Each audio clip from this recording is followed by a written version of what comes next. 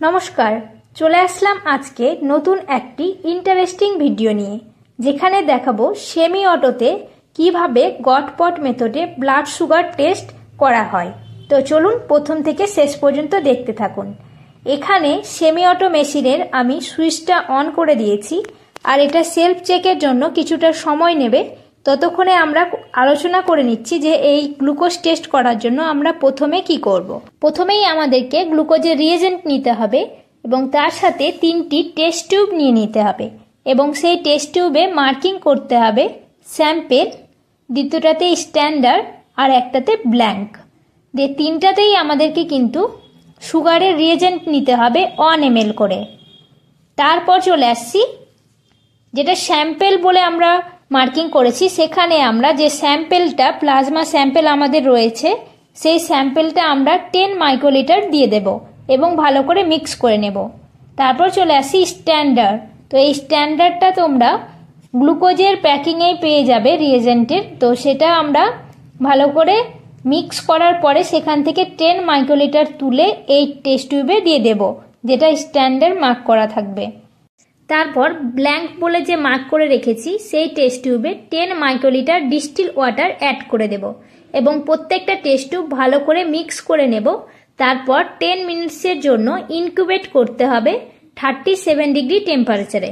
এদিকে মেশিনের hardware check হয়ে গেল। এবার কিছু কিছু জিনিস আপডেটিং হবে, যেমন ডেট, কিউসি।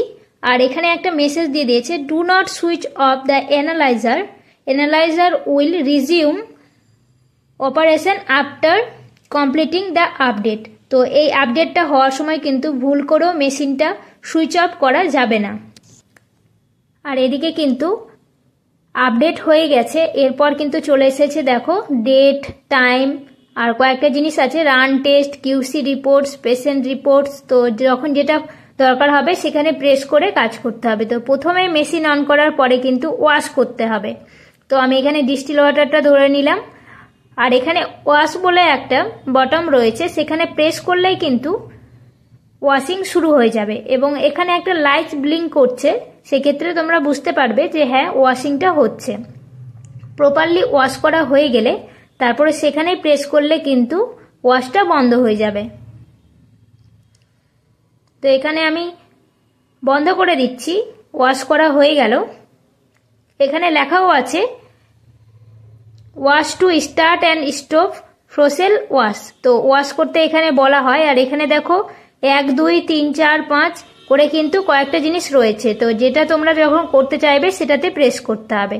আমি যেহেতু রান টেস্ট করব, একে আমি প্রেস করলাম। এখানে কোন টেস্টটা করবে সেটা সিলেক্ট করে নিতে হবে, দিয়ে এন্টার করে নিতে হবে। এখানে কিন্তু এসপিরেট ওয়াটার চাইছে, তো এখানে আমি ওয়াটারটাকে এসপিরেট করে দিচ্ছি। এখানে হালকা করে প্রেস করতে হবে। অ্যাসপিরেট হয়ে যাচ্ছে এবং রিমুভ করতে বলছে, সেই ক্ষেত্রে আমি রিমুভ করে নিলাম। আর এদিকে দেখো ব্ল্যাঙ্ক চাইছে। তো তোমরা বলেছি ব্ল্যাঙ্ক, স্ট্যান্ডার্ড ওই ইনকিউবেট করতে দেওয়া ছিল, সেগুলো কিন্তু তোমরা প্রেস করে তোমরা অ্যাসপিরেট করাবে। আমি এখানে ব্ল্যাঙ্ক আর স্ট্যান্ডার্ডটা স্কিপ করলাম, কারণ হচ্ছে আমি ডাইরেক্ট স্যাম্পেল চালাবো। তো আমি শুধু স্যাম্পেলই প্রসেস করেছিলাম। তো দেখো স্যাম্পেলটা আমি এক্সপ্রেট করে নিলাম। আর এখানে কিন্তু অটোমেটিক কিন্তু রেজাল্টটা দিয়ে দেবে, ক্যালকুলেট করার পরে কিন্তু অটোমেটিক রেজাল্টটা চলে আসবে। এখানে দেখো দিয়ে দিয়েছে রেজাল্টটা 153.8, আর সাইডে কিন্তু হাই বলে লেখা আছে। এটা কেন দেখাচ্ছে তোমরা সবাই জানো, কারণ হচ্ছে নর্মাল রেঞ্জ হচ্ছে ফাস্টিংয়ে 70 থেকে 110 mg/dl, গ্লুকোজ পিপির ক্ষেত্রে হচ্ছে আপ টু 140 mg/dl। আর এভাবেই বায়োকেমিস্ট্রির বিভিন্ন টেস্ট সেমি অটোতে করা হয়। আর ভিডিওটা কেমন লাগলো অবশ্যই কমেন্ট করে বলবেন এবং ভালো লাগলে অবশ্যই একটা লাইক করে দেবেন এবং যারা আমার চ্যানেলে নতুন অবশ্যই চ্যানেলটিকে সাবস্ক্রাইব করে দেবেন। টাটা।